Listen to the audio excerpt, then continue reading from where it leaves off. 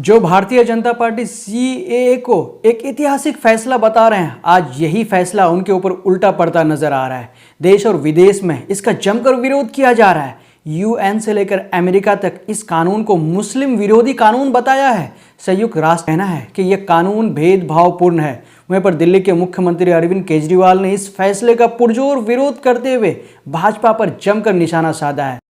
उन्होंने कहा कि अगर यह कानून लागू होता है तो 1947 से ज़्यादा लोग माइग्रेट कर भारत आएंगे, यानी कि जो हाल 1947 में इंडिया और पाकिस्तान के बंटवारे के समय हुआ था, दोनों तरफ नफसी नफसी का आलम था, उससे भी ज़्यादा बदतर हालत इस कानून के लागू करने पर देखने को मिल सकती है। सैकड़ों के तादाद में लोग पाकिस्तान, बांग्लादेश और अफगानिस्तान को छोड़कर भारत आएंगे। आगे उन्होंने मोदी सरकार पर निशाना साधते हुए कहा कि भारतीय जनता पार्टी अपने वोट बैंक की राजनीति के लिए ऐसा कर रही है। ऐसा कौन करता है कि दूसरे देशों के गरीबों को लाकर अपने देश में बसाता हो और उसे रोजगार देने की बात करता हो।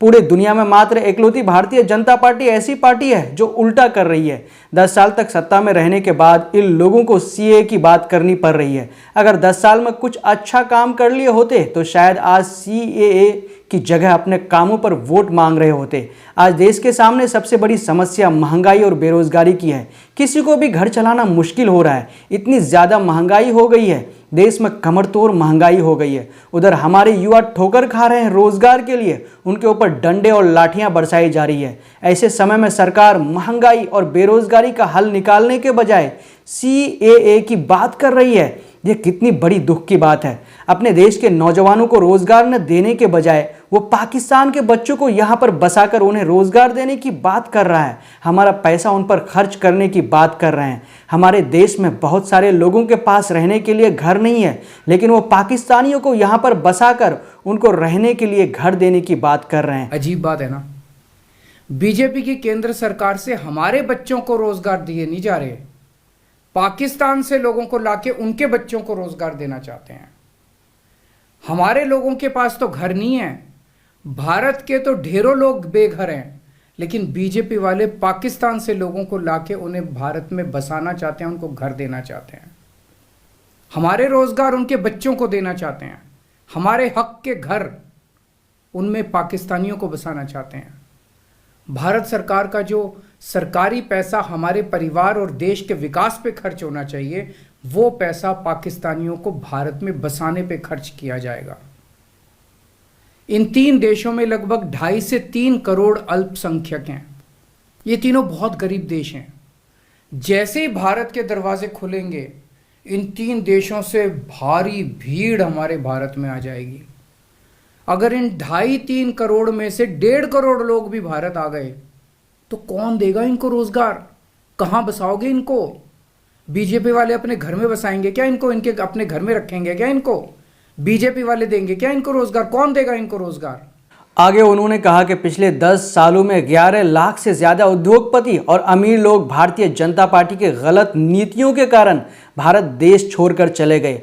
अगर तुमको वापस लाना ही है तो इन लोगों को भारत वापस लेकर आओ ना, जो यहाँ पर अपना पैसा इन्वेस्ट करेगी, लाखों लोगों को रोजगार मिलेगा और भारत देश की तरक्की होगी। पिछले 10 सालों में 11 लाख से ज्यादा भारत के बड़े बड़े अमीर उद्योगपति और व्यापारी भारत छोड़ के चले गए। ये लोग भारत में फैक्ट्री चलाया करते थे, इंडस्ट्री चलाया करते थे, बड़े बड़े व्यापार किया करते थे, लाखों लोगों को नौकरी देते थे, रोजगार देते थे। ये बीजेपी की गलत नीतियों और उनके अत्याचार से तंग आके भारत छोड़ के चले गए। अगर बीजेपी को लाना ही है तो इन लोगों को वापस भारत लेके आओ ना, जो भारत छोड़ के चले गए। ये भारत आएंगे, इनके पास पैसा है, भारत में इन्वेस्ट करेंगे, नई नई फैक्ट्रियाँ खोलेंगे, नए नए व्यापार खोलेंगे, अपने बच्चों को रोजगार मिलेगा।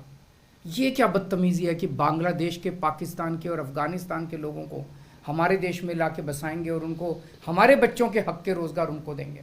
वहीं पर उन्होंने असम के मुख्यमंत्री हेमंत विश्व शर्मा पर भी जमकर हमला बोला। उन्होंने कहा कि एक तरह से देखा जाए तो असम के मुख्यमंत्री अपने लोगों को धोखा दिया है। उनको सीए का विरोध करना चाहिए था और अपने असम की संस्कृति को बचाना चाहिए था। असम के लोगों की भाषा और संस्कृति खतरे में पड़ चुकी है, क्योंकि वहां पे बांग्लादेश से इतनी बड़ी संख्या के ऊपर इलीगल माइग्रेशन हुआ है। अब बीजेपी कह रही है कि इलीगल माइग्रेंट जो आए हैं उनको हम नागरिकता देंगे, उनको हम बसाएंगे। असम में बसाएंगे। असम के लोग बहुत नाराज हैं। एक तरह से देखा जाए तो हेमंत बिश्व शर्मा जो बीजेपी के मुख्यमंत्री हैं, उन्होंने धोखा दिया अपने लोगों को। अपने असम के लोगों की खातिर उन्हें सीए का विरोध करना चाहिए था। उन्हें कहना चाहिए था कि असम के लोगों की संस्कृति और भाषा दोनों खतरे में है, ये बिल्कुल बर्दाश्त नहीं किया जाएगा। अंत में उन्होंने मोदी सरकार को चेतावनी देते हुए कहा कि सीएए को वापस लिया जाए, अन्यथा हम आने वाले लोकसभा चुनाव में इसको बड़ा मुद्दा बनाएंगे। पूरे देश की मांग है कि सीएए को वापस लिया जाए। हम अपने हिस्से की नौकरियां दूसरे देश के लोगों को नहीं देंगे। जनता से आगे उन्होंने अपील करते हुए कहा कि अगर भारतीय जनता पार्टी इस कानून को वापस नहीं लेती है तो आप आने वाले लोकसभा चुनाव में भारतीय जनता पार्टी के खिलाफ वोट डालकर अपना गुस्सा जाहिर कीजिए, अपना गुस्सा प्रकट कीजिए, उन्हें सबक सिखाने का काम कीजिए। तो दोस्तों, फिलहाल इस न्यूज़ में इतना ही। जब तक के लिए हम आपसे लेते हैं इजाज़त। जय हिंद, जय भारत।